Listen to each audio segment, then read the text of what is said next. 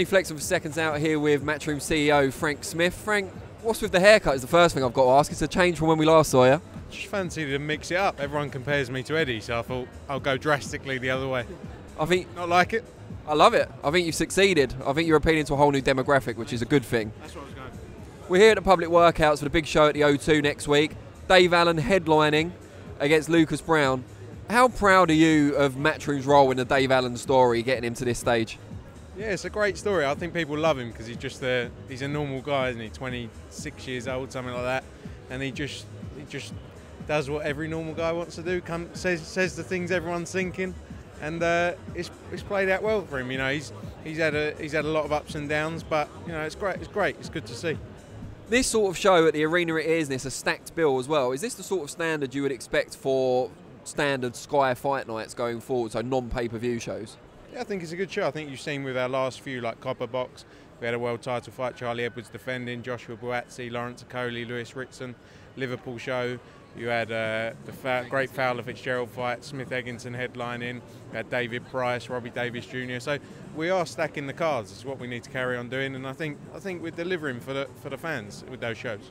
Obviously, Eddie's over in America at the moment with Anthony Crolla, who we wish the very best of luck against Vasyl Lomachenko. What's kind of your remit while he's out of town? Does anything change, is what I'm asking, I guess? No, not really. Not really. We speak most days. I'm going out there next week for Khan. I've got 3 weeks out there, so we try and mix it up a little bit because we're back and forth so much. So he's out there. Hopefully, Crolla can do the business tonight. It's a very tough fight, but you know, it's the biggest fight out there. It's exciting for him. What sort of crowd are we looking at next week at the O2? I don't think anyone's expecting it to be a complete sellout, but what's the numbers looking like? I think we'll have about between 7,000 and 8,000 in there. So you know, really decent. At 8,000 in Liverpool a couple of weeks ago now. Had about 4,500 at the Copper Box before that. So you know, it's going really well. We're happy with the numbers, and we've got to carry on building, carry on delivering the shows. Next up, Nottingham after this, and then we'll announce some details for June as well.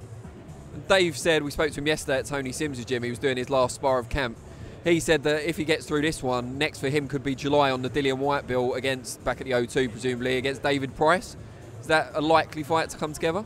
Yeah, it's a possible fight. You know, David had his fight on the card the other week, and I think, yeah, see how he comes through with this. It's a possible fight, but there's lots of big fights in the heavyweight division out there for all of these guys.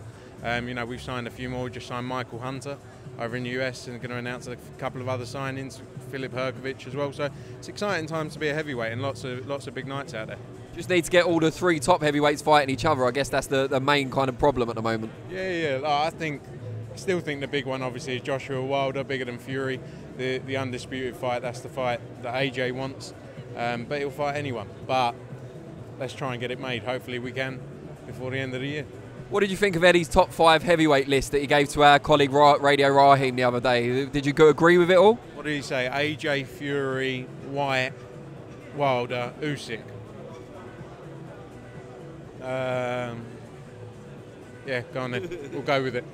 I'll copy what he says. I thought maybe put Whyte above Wilder to try and kind of provoke a bit of a response from Wilder. Dillian Whyte would beat Wilder. Wow. Personally. Why do you think that is? Is it a style thing or?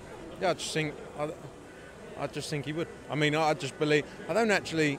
Deontay's very wild. He's very out there, but I think Dillian's really come along, and he deserves to be in those top spaces with all those heavyweights.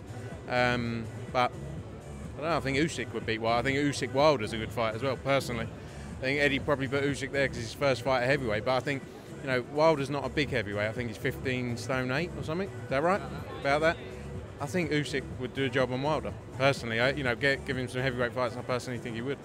Some bold opinions today from Frank Smith. It's the haircut, clearly. No, I've changed. You've changed. We like this. We like the new anti-hero Frank Smith. It's great.